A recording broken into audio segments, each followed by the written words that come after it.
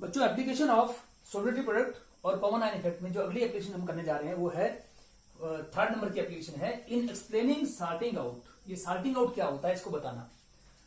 हमारे पास समंदर का पानी मान लीजिए एग्जांपल। समंदर के पानी में नमक तो होते ही बहुत तरह के, पर NaCl तो विशेष रूप से होता है, सोडियम क्लोराइड।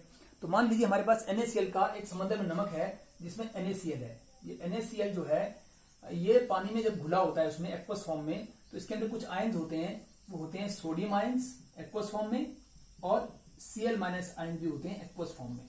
होता है ऐसे ही, नमक घुला होता है। अब हम चाहते हैं कि नमक अलग करना। अगर ये नमक अलग हो जाए तो हम कहेंगे साल्ट बाहर आ गया, साल्टिंग आउट हो गया।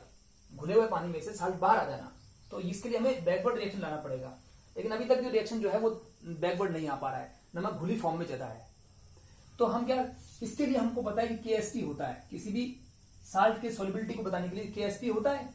तो सोडियम क्लोराइड के लिए एक वैल्यू होगी, KSP की वैल्यू होगी। ठीक है, होगी। हमने इसके लिए कह दिया कि वैल्यू होगी KSP होगी, सोलिबिलिटी प्रोडक्ट NaCl का। ठीक है भाई। लेकिन जब इसी के साथ मैं कुछ एक्सपेरिमेंट करूंगा, नमक को अलग करने के लिए कुछ तो करना पड़ेगा। तो जैसे कि मैं क्या करने जा रहा हूं, ये तो था स्टेप 1, स्टेप नंबर 1। पहले स्टेप में हमने पानी लिया तो ऐसा ही था, नमक घुला हुआ था, उसका KSP इतना था NaCl का।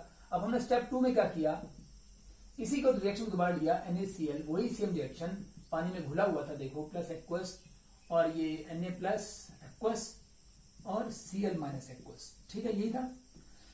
लेकिन इसमें मैंने कुछ डाल दिया इसी बॉक्स में, इस बीकर के अंदर ही, जिस बीकर में ये है उसी बीकर में कुछ डालने जा रहा हूं। मैंने एक ऐसा स्ट्रॉन्ग इलेक्ट्रोलाइट, जैसे कि HCl, वो लिक्विड होता है वैसे तो, वो ले लिया, स्ट्रॉन्ग इलेक्ट्रोलाइट ले लिया, और उसको मैंने पानी में, इसी पानी में डाल दिया, सेम इसी में। तो वो टूट जाएगा पूरी तरह से और बनाएगा H प्लस और Cl माइनस एक्वस। ऐसा देगा बेटे, HCl से ही मिलेगा। अब पहले इस नमक में देखो, पहले इसमें Cl क्लोराइड आयन का 1 मोल था, अब ये 2 हो गए, डबल हो गए। कॉमन आयन इफेक्ट लग रहा है, देखो यहां लग रहा है कॉमन आयन इफेक्ट, लग रहा है कि नहीं, use of common ion effect, common ion effect हो रहा है बेटे। इसका यूज कर रहे हैं, एप्लीकेशन यूज हो रहा है इसका। क्या यूज हो रहा है कि डबल कॉन्सेंट्रेशन हो गई। अब इस रिएक्शन को देखो, इसमें Cl 1 मोल था, लेकिन अब इसके मिलने पर 2 मोल हो गया। 2 मोल होने से क्या होता है, प्रोडक्ट की कॉन्सेंट्रेशन अगर डबल हो जाए तो बैकवर्ड रिएक्शन होता है। ली चैटली प्रिंसिपल कहता है, ली चैटली प्रिंसिपल कहता है कि अगर प्रोडक्ट की कॉन्सेंट्रेशन बढ़ जाए तो बैकवर्ड रिएक्शन होगा। और बैकवर्ड का मतलब होगा कि NaCl आगे जाने का मतलब घुलना होता है, और पीछे आने का मतलब ना घुलना, मतलब साल्टिंग आउट, साल्ट बाहर आ जाएगा।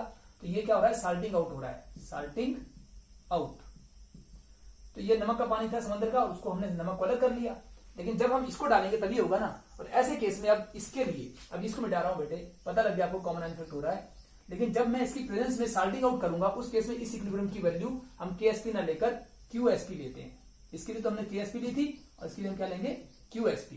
जब ये अकेला इक्विलिब्रियम है तो KSP सोल्यूबल प्रोडक्ट देखा जाएगा।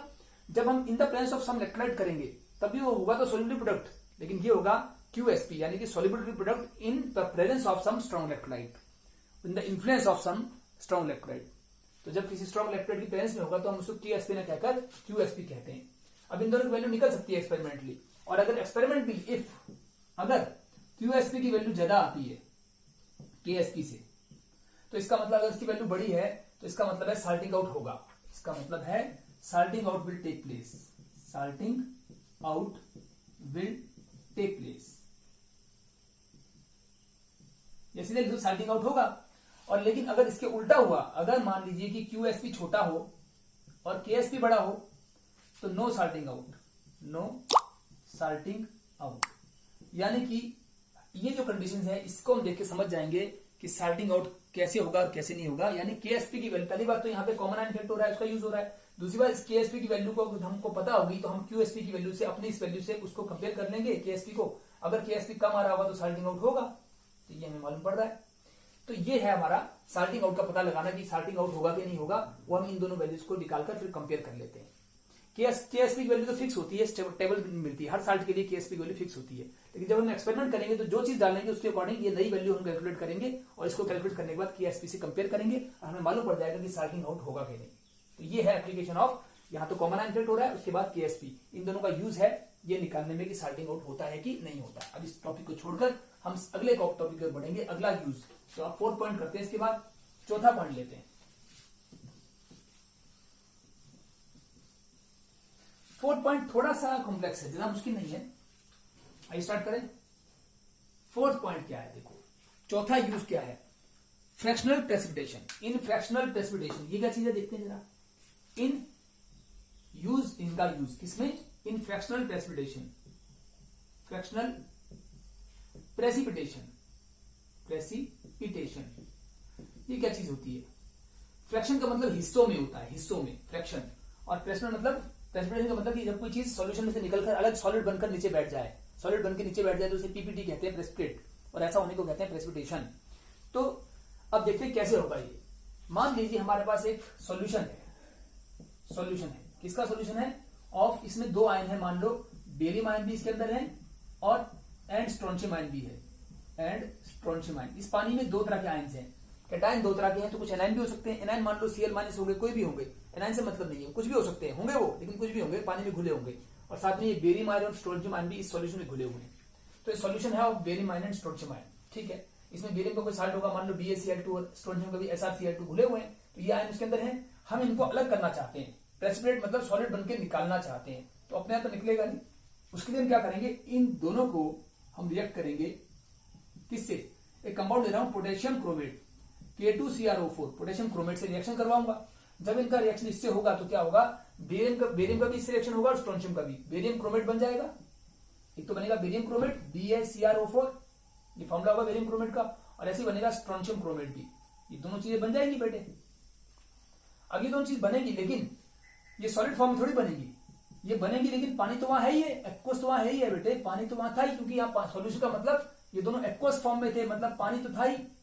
उसी पानी में ये जब बनेगा तो पानी में घुला रहेगा, और पानी में घुलने पे क्या होगा, ये ऐसे आगे की ओर बढ़ेगा, ऐसे रिएक्शन होगा, और इसमें बेरियम और क्रोमेट आयन मिलेंगे।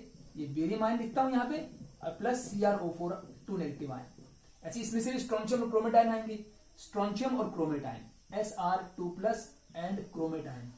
अब देखिए ये इक्विलिब्रियम अगर आगे की ओर बढ़ता है इसका मतलब ये घुल रहा है, लेकिन अगर पीछे आता है, बैकवर्ड आता है अगर, तो पीछे आने का मतलब ये होगा कि ये सॉलिड हमें मिल रहे हैं, मतलब प्रेसिपिटेट बन रही है, पीपीटी बन रही है। इसका मतलब इसमें उल्टा आने में फायदा है, उल्टा अगर आ गए तो पीपीटी बनेगी और प्रेसिपिटेशन होगा।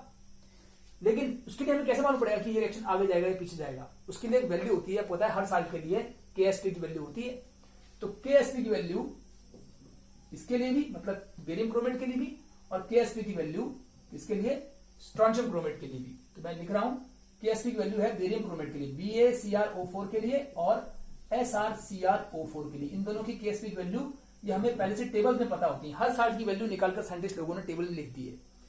हम भी निकाल सकते हैं एक्सपेरिमेंट करके, लेकिन अभी हम एक्सपेरिमेंट करने नहीं जा रहे हैं, हमें टेबल से ले लेनी है।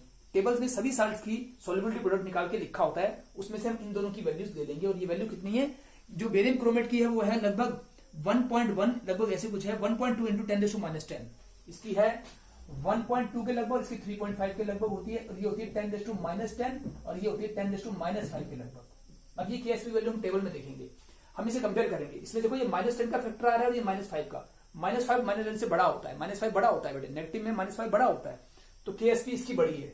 स्ट्रोंशियम क्रोमेट की KSP बड़ी है और बेरियम क्रोमेट की छोटी वैल्यू है। KSP सॉल्युबिलिटी प्रोडक्ट इसका छोटा है, इसका मतलब इसकी सॉल्युबिलिटी भी कम है, और ये कम सॉल्युबल है, इसका मतलब वैसे दोनों ही कम है, वैसे तो दोनों की वैल्यू माइनस में आ रही है, 10⁻10 10⁻5, बहुत छोटी वैल्यू आ रही है, क्योंकि इन दोनों का सॉल्युबिलिटी प्रोडक्ट बहुत कम है। इसका मतलब ये बहुत कम सॉल्युबल है। अगर ये सॉल्युबल होते तो आगे जाके घुलते, सॉल्युबल होते, लेकिन ये कम सॉल्युबल है दोनों, तो बैकवर्ड रिएक्शन आएगा, बैकवर्ड इसमें भी आएगा, इसमें भी आएगा, क्योंकि दोनों की वैल्यू कम है। पर ज्यादा कम किसकी है, इसकी। बेरियम क्रोमेट की वैल्यू और भी लो है, तो पहले कौन अलग होगा, पहले बैकवर्ड ये आएगा, उसके बाद ये भी आएगा, तो उल्टा रिएक्शन दोनों आएंगे, लेकिन पहले ये और बाद में ये। पहले हमारा बेरियम क्रोमेट सॉलिड बनकर अलग हो जाएगा, प्रेसिपिटेट हो जाएगा, और फिर उसके बाद कुछ देर बाद जब बेरियम निकल आया होगा नीचे सॉलिड बनकर अलग हो जाएगा, उसको निकाल लेंगे, सॉलिड को निकाल सकते हैं पानी में से, फिल्टर कर लो, और कुछ देर बाद उस पानी में से फिर स्ट्रोंशियम क्रोमेट भी नीचे बैठना शुरू हो जाएगा, वो भी फिर बैकवर्ड हो जाएगा, क्योंकि दोनों की वैल्यू लो थी। पर क्योंकि पहले छोटी वैल्यू इसकी थी, जिसकी KSP की वैल्यू छोटी होती है, उसकी सॉल्युबिलिटी कम होती है, वो कम सॉल्युबल होगा, मतलब जल्दी अलग हो जाएगा, यानी प्रेसिपिटेशन हो जाएगा, और उसके बाद इसका भी, यानी बारी बारी दोनों का फ्रैक्शनल प्रेसिपिटेशन हो जाएगा।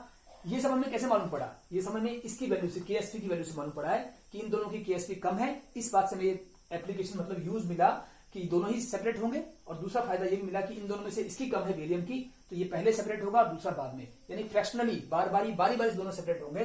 फ्रैक्शनल प्रेसिपिटेशन किस प्रकार से होगा ये हमें KSP की वैल्यू से मालूम पड़ रहा है, तो KSP का यूज है बेटे, ये भी एक, ये है सारी बात, ठीक है। इसको हम अब रोक देते हैं, इसको हम इंग्लिश में कैसे कह देंगे, एक बार कहता हूं छोड़ता हूं। बोलता है first of all if a solution of barium and strontium ion is there, we want to separate out both barium and strontium ion in the form of precipitate, then we will react it with potassium chromate. On reacting with potassium chromate, the barium ion will convert to barium chromate and strontium will convert to strontium chromate. Both these will are present in aqueous medium, so these will dissolve and give various ions such as in the equation shown in the equation. जैसे ध्यान देंगे. उसके बाद क्या लिखना है? Since for both these salts, barium chromate and strontium chromate, for both these salts the KSP is very low, that is -10 and -5, 10 raised to -10 and -5, very low values. So they have very low solubility. They will not be soluble. Instead, they will be forming a precipitate. Both of them will be forming a precipitate. But since barium chromate has lower value, it will form the precipitate first and followed by strontium chromate precipitate. So in this way, both will be precipitated but fractionally, one by one. So the fractional precipitation can be known with the help of the values of KSP. This is the use of KSP, solubility product. इसको मैं मिटा देता हूं. अब ये बातें आप video को दोबारा सुनकर लिख भी सकते हैं कागज में, कोई दिक्कत नहीं. वीडियो को तो आप बार बार रिवाइंड करके ये बातें जो कही हैं इंग्लिश में इसको नोट डाउन कर सकते हैं और समझ ना आए तो दोबारा से रिपीट कर सकते हैं. ये फायदा होता है वीडियो को कि आप बार बार उसको पॉज करके